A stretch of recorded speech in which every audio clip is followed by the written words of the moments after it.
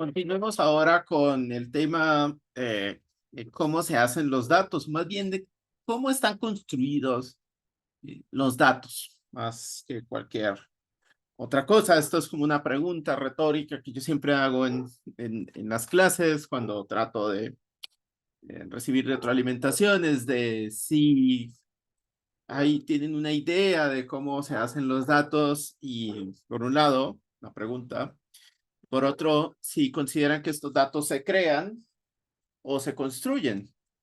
Eh, es un asunto que a veces parece sobrenatural, cómo están dados los datos y como que se extraen, ¿no? Como que la idea de extraer los datos es como que están en el medio natural y se traen, mientras que cuando pensamos en que se construyen es muy diferente porque en realidad estamos no extrayendo los datos, sino construyendo una información. Estamos tratando de que se genere una información, una tabla o lo que sea, ¿no?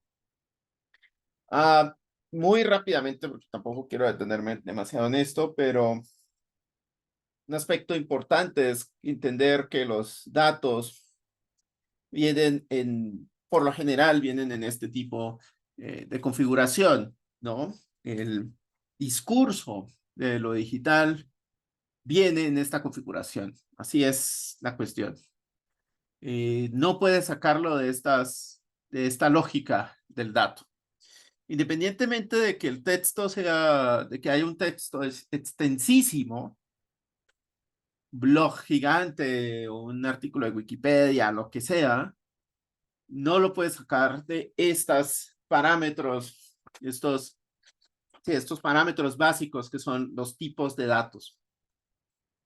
Por lo general, nosotros no entendemos los datos en términos de binarios, ¿no? Binarios son cosas ilegibles para los humanos, pero fácilmente interpretables por la máquina, tanto que la máquina los interpreta a una velocidad muchísimo más rápida de lo que haría con cualquier otro tipo de información. Además, un poco lo vimos en la sesión pasada, en los videos pasados. Eh, y este tipo de información, este tipo de datos, es muy fácil de representar por la máquina, ¿no? Y a través de este binario, pues hay muchísimas cosas que se representan en binarios. Nosotros los binarios por lo general lo entendemos como los programas que le das doble clic y se abre, pero el binario implica muchísimas otras cosas. Implica una imagen, viene en binario, un video viene en binarios, todo eso viene en binario y todo eso es decodificado posteriormente por la máquina, ¿no? Entonces, todos estos elementos complejos vienen en un formato binario que luego es representado por la máquina, como veíamos con la imagen viene en un formato binario, que son estos valores, estas cantidades, y la máquina se encarga de decodificarlo y representarlo en el sistema, ¿no? Pues todo ese JPG que está montado en un servidor, todo eso hace un sistema donde vas cargando, vas trayendo, claro, no traes píxel por píxel, sino te traes toda esa información en binario y luego es decodificada y presentada en, en el navegador, ¿no? Estamos hablando todavía de la web, ¿no? Y por otro lado tenemos estos valores, tipos de datos como el texto, y el texto lo entendemos como una cadena de caracteres, como una secuencia, un conjunto de caracteres alfanuméricos. Hay que entender aquí una cosa, aunque haya un valor de número en un texto, la computadora no le entiende como un valor cuantitativo, como un valor numérico, a menos que sea explícitamente señalado, indicado que es un valor numérico. La máquina, por manera predeterminada, toma estos valores como tipos textuales. Al leerlo, simplemente lo toma como un carácter dentro de un conjunto de códigos alfanuméricos, ¿no? Como si tuviéramos una tablita con un montón de caracteres, ahí hay un 1, 2, 3, 4, 5, 6, 7, 8, 9, 0, él lo está tomando como un tipo de esos caracteres, no como un número, no lo suman ni lo restan ni los multiplican ni nada, a menos que nosotros le demos un tipo de valor que sea numérico. En ese caso, sale un valor numérico, nosotros podemos permitirle a la máquina entender que ya no lo tiene que tratar como un texto, es decir, como un valor dentro de una tabla, codificación ASCII o de la que sea, es decir, no tiene que entenderlo como un valor alfanumérico, sino lo tiene que entender como un valor de número. Y en ese sentido, el valor de número implica que ya puede hacer operaciones con ese número, en ese cuanto. Pues ahí sí puede cuantificar, puede hacer aritmética, puede hacer multiplicaciones, puede hacer muchas cosas, ¿no? Pero cuando tiene que es un valor numérico. La web está llena de texto, está llena de texto. El HTML está construido para representar texto. Entonces la web, de manera predeterminada, la web domina el texto. Domina el texto y el binario, si se dan cuenta, ¿no? La web es básicamente estos dos aspectos, son binarios y textos. Entonces, de aquí es donde estamos partiendo.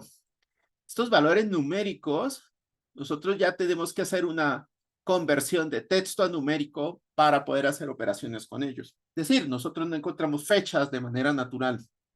Encontramos una fecha en un texto, en una biografía, no la encontramos de manera natural. Esta fecha tiene que ser extraída, tiene que ser obtenida, tiene que ser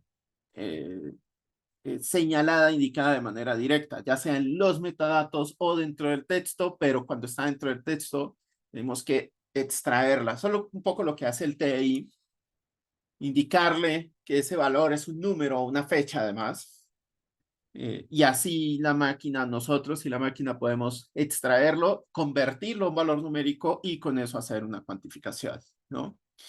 Por otro lado, tenemos otros tipos de valores, valores de falso y verdadero, que son fundamentales para comprender, para poder hacer tomas de decisiones en lenguajes de programación. Es que es un tipo de dato lógico. En la web no sufrimos de ese tipo de datos lógicos porque la web no está hecha para hacer procesos, operaciones. Las operaciones se hacen en el back, ¿no? Se hace por detrás del servidor. Ahí es donde está toda la operación verdaderos y falsos, pero muy factible que tengamos códigos de JavaScript y demás que hagan, que puedan ser importante identificar cuando se está utilizando un valor de verdadero y falso dentro del discurso. Pero en términos generales, en términos prácticos, en términos directos de lo que podemos extraer de la web directamente, estamos trabajando sobre todo con estos tres primeros valores, ¿no? El valor lógico no es tan utilizado, pero sí lo podemos utilizar para extraer información de la red, ¿no? Por otro lado están los valores temporales y geográficos, que son tipos de valores complejos que son tan utilizados que las bases de datos desarrollaron modelos para verificar que estos datos estén bien construidos, es decir, el valor de tiempo y el valor de geografía. Valor de tiempo, ¿por qué? Porque los tiempos, saben, es muy difícil de calcular. Los tiempos no son decimales, ¿no? Como no son decimales, como no tenemos años de 300 días, como no tenemos días de 20 horas, como no tenemos horas de, no sé, en decimal, ¿no? Como 10 minutos, cosas así, ¿no? Un minuto no son 10 segundos, no, o sea, no estamos trabajando con una base decimal. Estamos trabajando con otro tipo de formatos que implica que sea muy complejo. Los meses no son, todos los meses no son de los mismos días. Esto hace que sea bastante complicado y aparte los tiempos los usos horarios hacen que sea diferente, ¿no? Cuando llegó el año nuevo en Londres a cuando llegó el año nuevo en México. Entonces no es lo mismo en ningún momento, ¿no? Es una cosa cambiante y es relativa al lugar donde se mide el tiempo.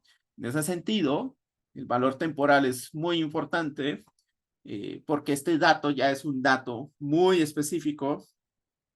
Nos indica la fecha, nos indica incluso el timestamp, es decir, el momento en el tiempo que fue tomado una captura, que fue tomada una información y que fue creada una información. Y por otro lado, también podemos entender en qué coordenadas temporales fue tomado ese tiempo, en dónde fue, en qué uso horario estaba el tiempo cuando se tomó esta información, ¿no? En términos grandes de un sitio web no es fundamental este aspecto horario, pero en términos de una red social es fundamental la hora y el lugar, perdón, la situación temporal en la cual se fue construido este dato, ¿no? Y en el mismo sentido el valor geográfico, porque ese valor geográfico, sabemos que las coordenadas geográficas son al final de cuentas un punto, una indicación de un punto dentro de un plano cartesiano, ¿no? Este plano cartesiano, la ubicación de estos puntos en este plano cartesiano depende de la geometría con la cual fue construida con cuál fue construido el plano, ¿no?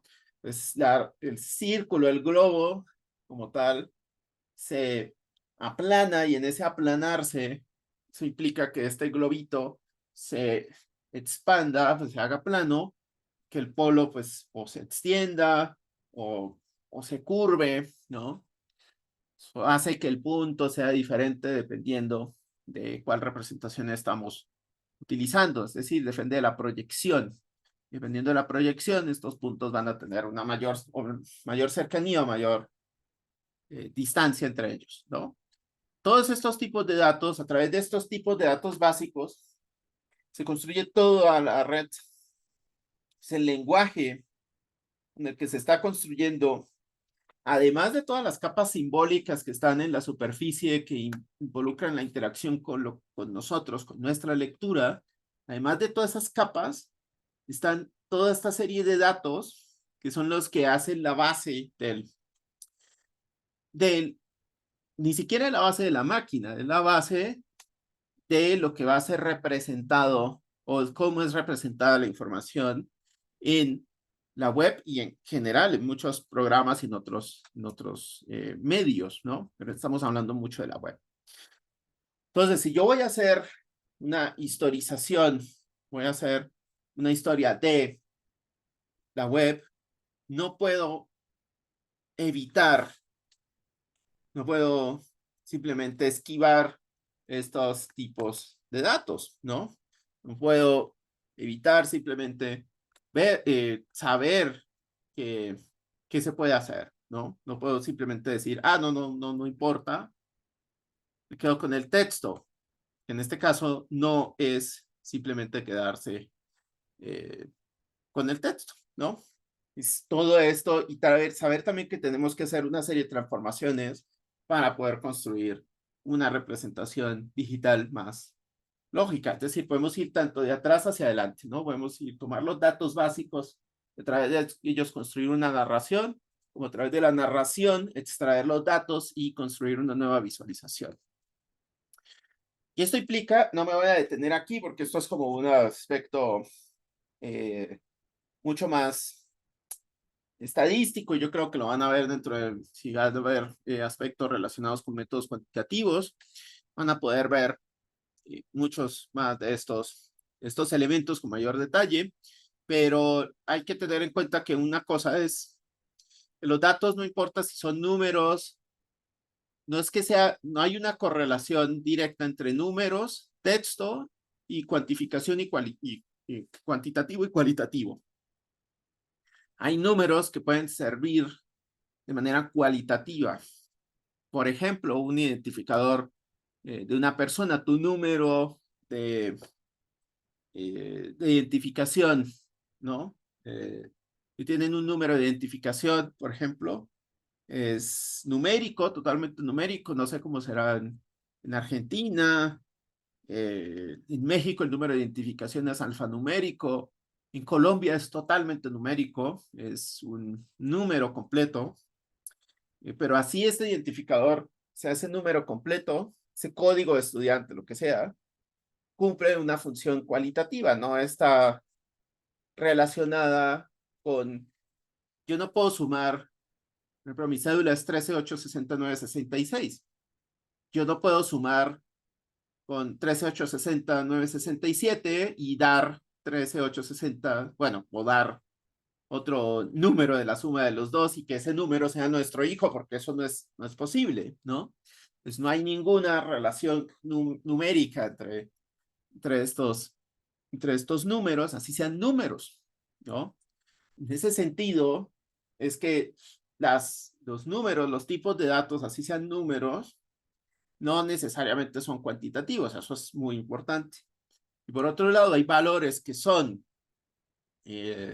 cualitativos, digámoslo así, y que pueden ser cuantificados, que se convierten en cuantificaciones cuando estos se transforman en frecuencias, se transforman en secuencias, cuando podemos transformarlos en índices, y estos índices se vuelven una medida estadística, ¿no? Entonces tenemos que tener en cuenta que no hay una relación directa entre que sea texto y número y que sea cualitativo y cuantitativo. Valores cualitativos y cuantitativos dependen de su nivel de medida, en tanto que pueden ser medidas nominales, ordinales, es decir, que sirven para nombrar, para llamar, para separar, para identificar, para ordenar, para poner en una escala, ¿no?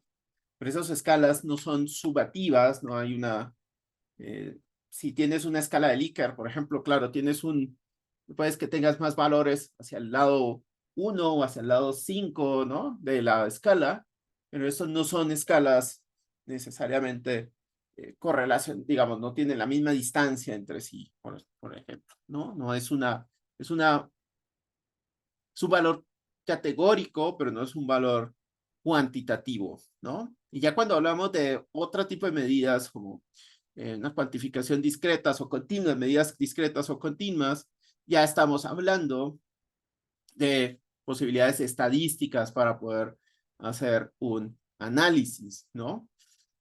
Pues como les contaba, nosotros en la web estamos trabajando fundamentalmente con datos cualitativos, fundamentalmente con datos cualitativos. Eso es lo que hace que sea tan compleja la red, pero también tan rica para las humanidades. Porque si la web fuera fundamentalmente cuantitativa, esto implicaría que sería totalmente ajena a a nuestros principios metodológicos, ¿no? A la esencia de las ciencias del espíritu, el modo teiliano, ¿no? Entonces, por eso tenemos que pensar que cuando nosotros cuantificamos la web, estamos haciendo una transformación de una información cualitativa a una información cuantitativa, ¿no? Esto también muy rápidamente tenemos que tener en cuenta también que la extracción de los datos no se hace de manera manual necesariamente, ¿no? Se puede hacer de manera manual, como es hacerlo a través de transcripciones, de crowdsourcing. Esto es un ejercicio que se ha hecho mucho en las humanidades digitales y en la historia, pero es un proceso lento, es un proceso muy preciso, pero lento. Bueno, y igual tampoco es tan preciso, hay muchos errores humanos que se cometen en el camino. Y hay formas más automatizadas, como el reconocimiento óptico de caracteres o el reconocimiento de letra manuscrita, que funcionan de una manera mucho más rápida, sobre todo en el proceso de extraer datos desde la imagen, ¿no? De las imágenes digitalizadas a texto. Y eso es una extracción de datos porque realmente lo que tú estás haciendo es construir estas cadenas de caracteres, ¿no? Estás construyendo este tipo de dato que es el tipo de dato texto. Tienes este tipo de dato binario que realmente solo sirve para representar la imagen. Puedes construir datos a partir de ahí, datos de texto, si empiezas a hacer este reconocimiento óptico de caracteres o una transcripción manual. Por otro lado, tenemos otras formas semiautomatizadas de recolectar datos, sobre todo relacionadas ya con información digitalizada o información digital, nativa digital, por decirlo de alguna manera, como el web scraping, el data mining o el text mining. Es decir, formas en las cuales tú automatizas, construyes un modelo un programa que pueda hacer una extracción de información y es semiautomática porque tú al final de cuentas decides qué es lo que quieres extraer y hay procesos de limpieza posterior que si bien los puedes hacer de manera programática, eso no significa que se hagan de manera autónoma, ¿no? También, obviamente, hay formas mucho más complejas como el reconocimiento del discurso, el reconocimiento de personas, formas y movimientos en imágenes en movimiento, etcétera, ¿no? Hay una gran cantidad de procesos, de formas de recolectar información. Y todas esas formas de recolectar información, al final de cuentas, se van hacia unas estructuras de datos, unas formas estructuradas de datos. Aquí están representadas en formatos de archivo, pero bien puede ser una base de datos o bien puede ser otra forma. Aquí simplemente es una representación de cómo podría ser esta extracción de datos y cómo esto luego, al extraer los datos, le das forma en uno de estos formatos y estos formatos a la vez se hacen un conjunto que puede ser consultado, transformado, recolectado, extraído, ordenado y demás, ¿no? Entonces puedes hacer todos estos gestos gracias a que en este proceso que empieza acá, ¿no? Puede empezar con una imagen digitalizada normal. Todo ese proceso se hace ese método de recolección de información se vuelca hacia una estructura definida teóricamente, definida de manera teórica, de manera previa. Esto no se hace al vuelo, se hace de manera previa, se dice esto va a estar estructurado de esta manera y al estructurarse se permite hacer ya una ordenación, una visualización, un análisis de este contenido, ¿no? Entonces ya en el siguiente y último segmento de esta sesión voy a mostrar un ejemplo puntual, pero digamos un poco en borrador también un poco, pero un ejemplo de cómo se puede se puede entender este proceso desde su origen hasta acá, ¿no? Entonces es como cómo podemos ya entender de manera un poco más práctica cómo se hace un análisis o cómo se puede hacer un estudio histórico partiendo de una fuente compleja como es la web, ¿no? Entonces ya en el siguiente veremos esto.